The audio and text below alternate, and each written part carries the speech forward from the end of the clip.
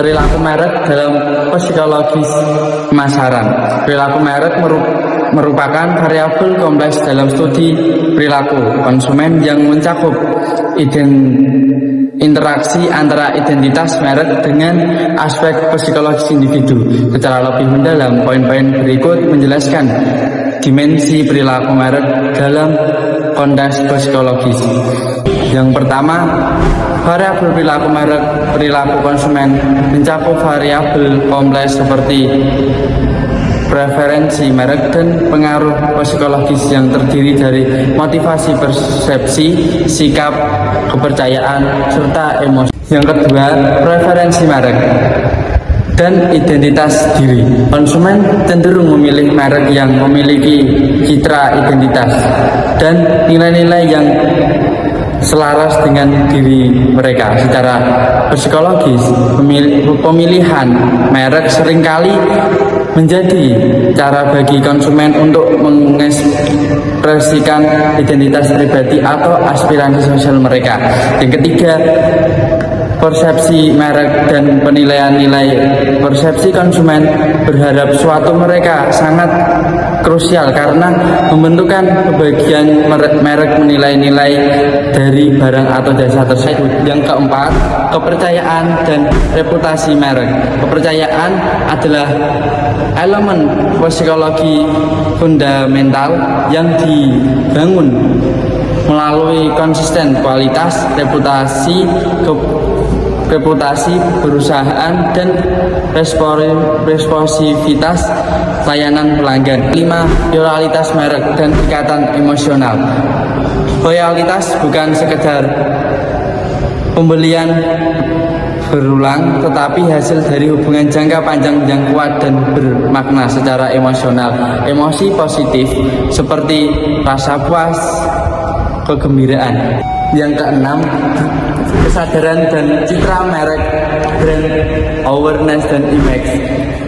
Yang A, brand awareness, kemampuan psikologis konsumen untuk mengenali atau mengingat kembali suatu merek sebagai bagian dari kategori produk tertentu.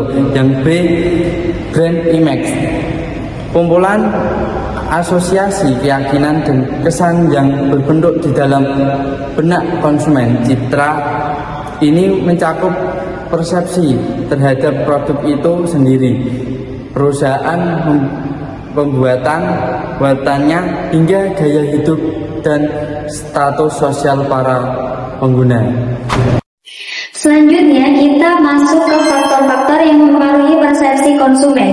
Secara umum, faktor ini terbagi menjadi dua, yaitu faktor internal dan faktor eksternal. Nah, kita mulai dari faktor internal, yaitu faktor yang berasal dari dalam diri konsumen itu sendiri. Yang pertama adalah faktor psikologis, berkaitan dengan kepercayaan dan persepsi nilai. Saat ini, konsumen tidak hanya membeli produk, tetapi juga membeli nilai yang dibawa oleh merek tersebut. Misalnya, ketika sebuah brand mengusung konsep ramah lingkungan, konsumen yang memiliki kepedulian terhadap lingkungan akan merasa lebih terhubung. Dari kesesuaian nilai inilah muncul kepercayaan dan loyalitas konsumen. Selain itu, ada pengalaman konsumen. Apa yang dirasakan konsumen saat membeli dan menggunakan produk sangat mempengaruhi penilaian mereka. Pengalaman yang menyenangkan mulai dari proses pembelian, unboxing, hingga layanan after sales yang responsif dapat menciptakan kepuasan. Bahkan pengalaman positif seringkali mendorong konsumen untuk memberikan ulasan baik dan merekomendasikannya kepada orang lain. Setelah itu kita beralih ke faktor eksternal, yaitu faktor yang datang dari luar diri konsumen. Yang pertama adalah kualitas produk. Kualitas menjadi dasar utama dalam membentuk persepsi. Di era digital, konsumen dengan mudah membagikan pengalaman mereka sehingga kualitas yang tidak konsisten akan cepat diketahui. Kemudian ada harga. Konsumen cenderung membandingkan berbagai pilihan sebelum memutuskan membeli. Mereka akan menilai apakah harga yang dibayarkan sebanding dengan manfaat yang diterima. Selanjutnya adalah promosi dan komunikasi. Cara perusahaan menyampaikan pesan sangat mempengaruhi cara konsumen memandang sebuah merek. Pendekatan storytelling, misalnya, mampu membangun kedekatan emosional sehingga pesan terasa lebih bermakna. Selanjutnya itu citra merek. Brand image yang kuat membuat produk lebih mudah dikenali dan diingat, serta membantu mempertahankan posisi di tengah persaingan. Terakhir, pengaruh sosial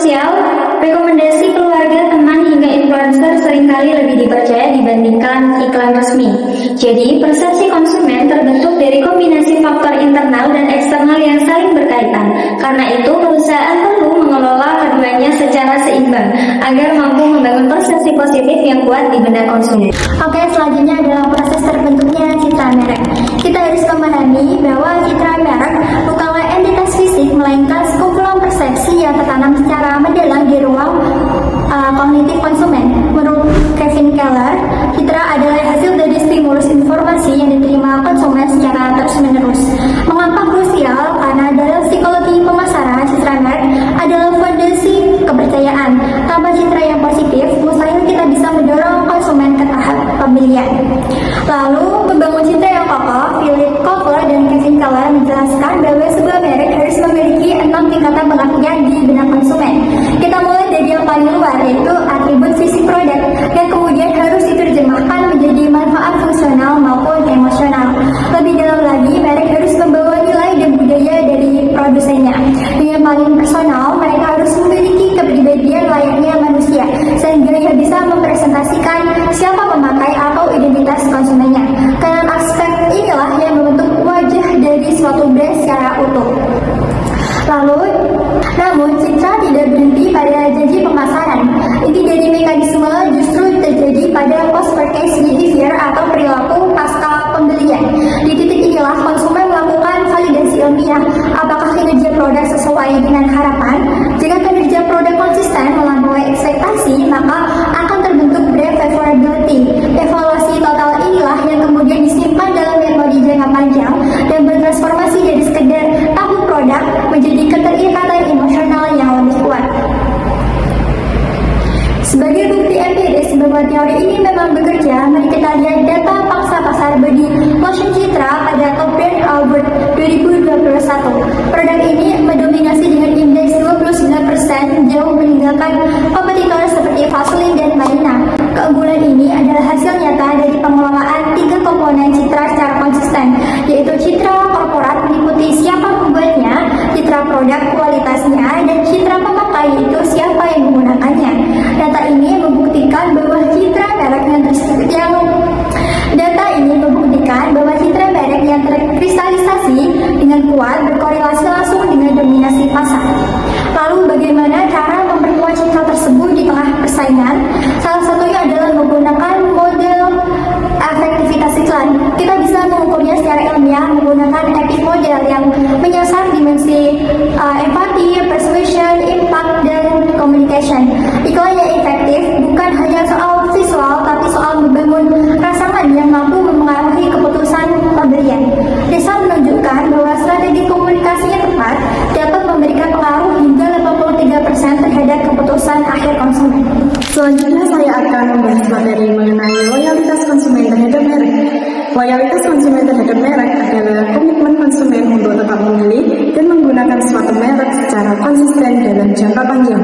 Loyalitas ini tidak hanya terlihat dari pembelian ulang, tetapi juga dari sikap positif, kepercayaan, dan ketertarikan emosional terhadap merek.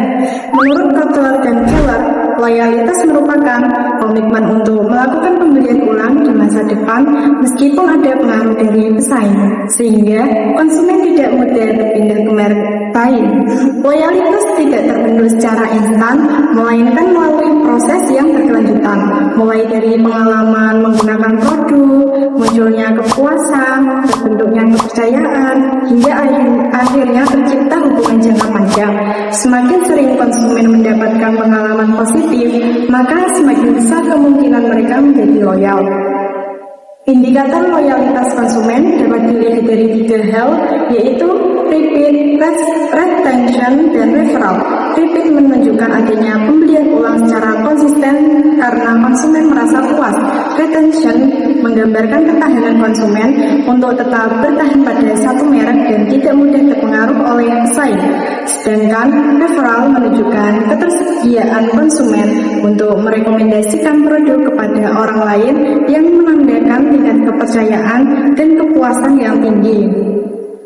Loyalitas konsumen juga memberikan berbagai manfaat bagi perusahaan. Dengan adanya pelanggan yang loyal, perusahaan dapat menjaga kestabilan penjualan karena pembelian dilakukan secara terus-menerus. Selain itu, biaya pemasaran dapat lebih efisien karena tidak perlu terlalu fokus mencari pelanggan baru. Loyalitas juga membantu membangun hubungan jangka panjang panjang, serta meningkatkan kepercayaan, bahkan dapat menjadi sarana promosi tidak langsung melalui rekomendasi dari konsumen. Kenapa sih kita itu akhirnya milih satu produk dibanding yang lain? Padahal kalau dilihat sekilas banyak yang kelihatan mirip dari segi harga, fungsi, bahkan tampilannya. Ternyata keputusan pembelian itu nggak terjadi begitu aja. Ada proses yang dilewati konsumen dan di setiap tahap itu perilaku merek punya pengaruh yang cukup besar. Nah, pada tahap awal, ketika konsumen mulai membandingkan beberapa pilihan, mereka itu biasanya masih ragu. Mereka mencari berbagai informasi untuk mengurangi ketidakpastian. Merek yang bisa menyampaikan informasi dengan jelas, lalu mudah dipahami, dan responsif akan lebih mudah menarik perhatian. Dari situ, konsumen mulai memahami perbedaan antar pilihan, sampai kebingungan berkurang dan muncul kecenderungan ke salah satu produk.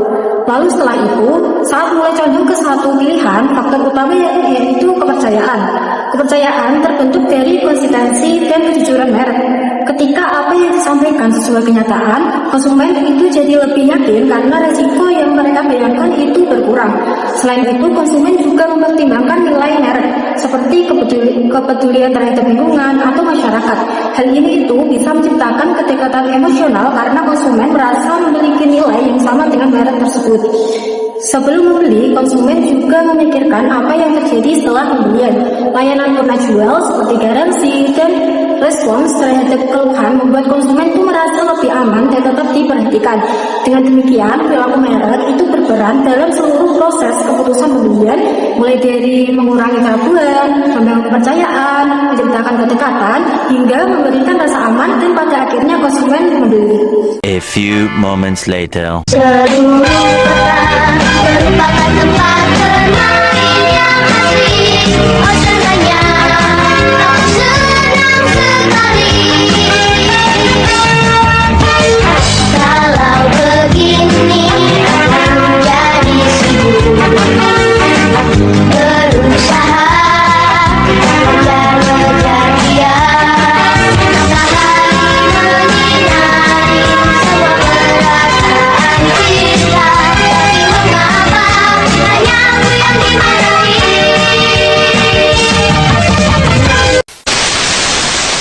Laban al Yao.